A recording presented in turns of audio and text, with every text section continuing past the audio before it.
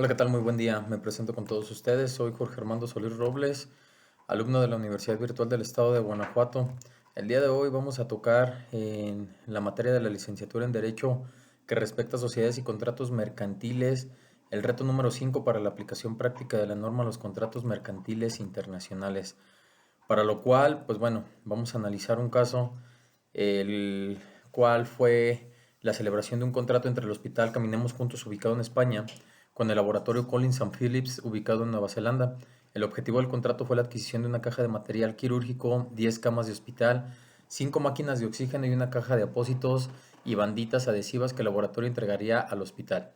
Las negociaciones se hicieron mediante vía correos con el intercambio de correos electrónicos para aceptación y rechazo de las cláusulas y contratos que se estipularon dentro del mismo, y el precio pactado de la mercancía fue un total de 2 millones de pesos, el cual culminó con la firma el 30 de enero del 2020 del contrato de manera electrónica.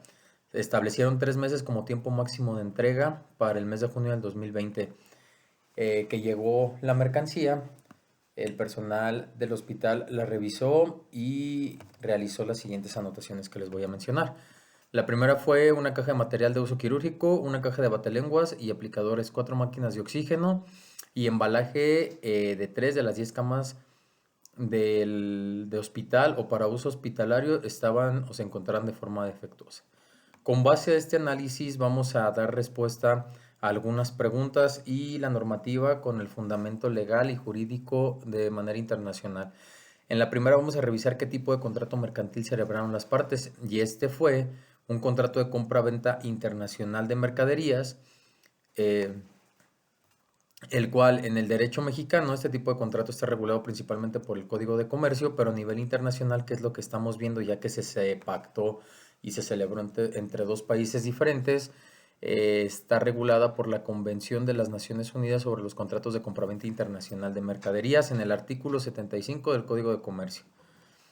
En la segunda pregunta es si el contrato puede considerarse de carácter internacional y el por qué. La respuesta es sí, se considera de carácter internacional.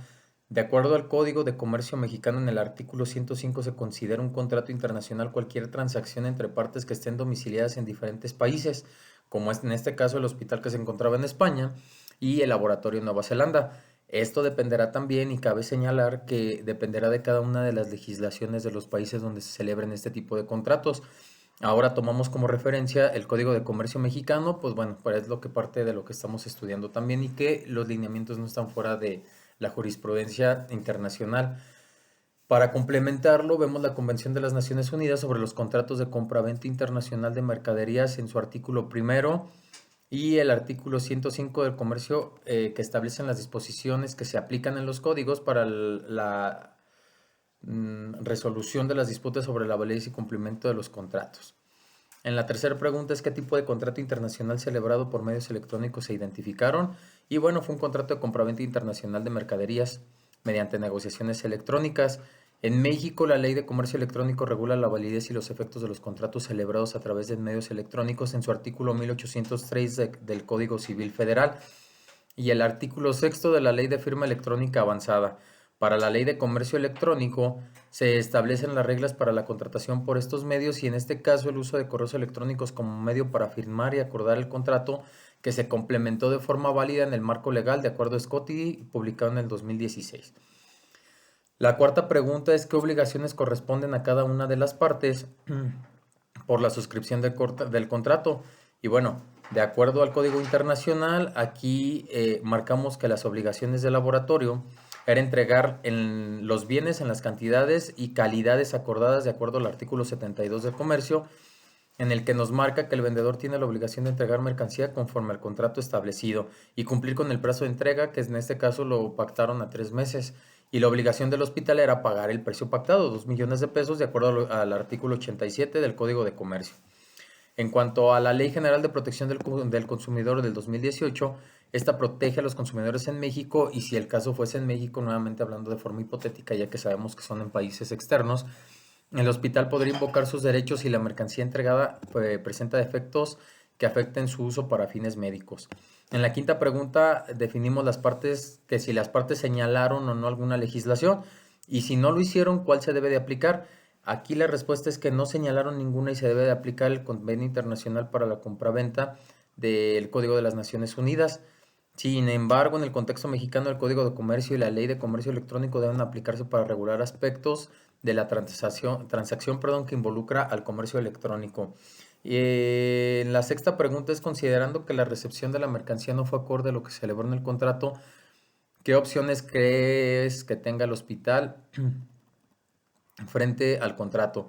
Y el hospital tiene varias opciones de acuerdo al Código Internacional. Entre ellas es de rechazar la mercadería que fuera defectuosa, exigir la corrección o reemplazo de los bienes, que se pudiera presentar una reducción del costo de acuerdo al artículo 50 del Código Internacional de Compraventa y el artículo 87 del Comercio Mexicano. Ya para casi finalizar, en la pregunta número 7 es, ¿crees que se procede a la cancelación del contrato? Y esto va a depender. La resolución o la rescisión del contrato podría proceder si el incumplimiento es sustancial, es decir, el artículo 92 del Código de Comercio y el artículo 49-51 del Código Internacional de los Comercios, de los Contratos de Compraventa y Comercio, marca o define que el incumplimiento afecta el propósito del contrato y este se puede justificar en una rescisión. Es decir, si el hospital considera que los defectos de la mercancía, como las camas defectuosas y las máquinas incompletas, no son reparables o reemplazables, podría optar por la rescisión del contrato. Sin embargo, si los defectos son reparables, el hospital tiene la opción de exigir el cumplimiento del contrato en lugar de rescindirlo, lo que implica una solución intermedia como el reemplazo de los bienes defectuosos o una reducción del precio. Dentro de la conclusión, eh, aparte de evaluar el tema, me enfoco en la prevención a futuro de conflictos en los contratos de compra-venta, principalmente en el ejemplo pactado, la cual sería recomendable para ambas partes que se incluyeran cláusulas claras y específicas basadas en las mejoras de la práctica internacional y conforme a las disposiciones de la Convención de las Naciones Unidas sobre los contratos de compraventa internacional de mercaderías y el Código de Comercio de cada país. Dentro de las cláusulas que yo agregaría sería la entrega y la conformidad de la mercadería. La propuesta sería establecer con precisión las especificaciones del producto, calidad, cantidad, marca, etcétera, y los métodos de inspección y aceptación de la mercancía, argumentando esto en el Código Internacional en el artículo 35, que establece que el vendedor está obligado a entregar mercancía que cumpla con los requisitos acordados de calidad y cantidad, así como el tiempo y forma. También pondríamos una cláusula de plazos y consecuencias por incumplimiento de entrega. Esto basado en el artículo 33 del Código Internacional y también en el artículo 74, ya que de no cumplir se especifican daños y perjurios o prejuicios. En la cláusula de fuerza mayor, que sería una cláusula más, aquí sería incluir a detalle los eventos que fueran de fuerza mayor, como por ejemplo desastres naturales, alguna enfermedad como las pandemias que vivimos en el 2019 o algún conflicto bélico, argumentado en el artículo 79 del Código Internacional, en el que se establece que una parte no será responsable por el incumplimiento si se ve impedida por este ante algún evento de fuerza mayor. La cláusula de resolución y disputas de arbitraje, esto se tenía que llevar a cabo mediante un arbitraje internacional, de acuerdo a las normas de las cámaras de comercio internacionales o bien de cada uno de los países. Y mi argumento está fundado en el artículo 18 del lineamiento internacional, que establece que las partes deben intentar resolver sus disputas de manera amigable antes de recurrir a los tribunales. La quinta cláusula, la notificación y comunicación electrónica. Esto es de acuerdo al artículo 1803 del Código Civil Federal en México, o me baso en este artículo, y al artículo 13 del Código Internacional para los contratos y la celebración de contratos de compra-venta.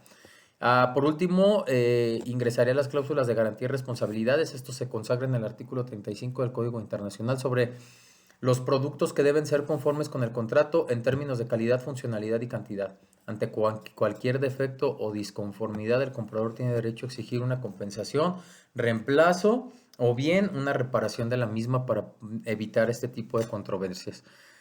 Por mi parte sería todo el día de hoy. Espero que haya quedado claro el análisis y la resolución del método de manera de los conflictos, tanto en la legislatura internacional como en la legislatura adosada al país, y considerar que cada una de las legislaturas o de las legislaciones de los países pueda marcar alguna diferencia. Muchísimas gracias por su atención.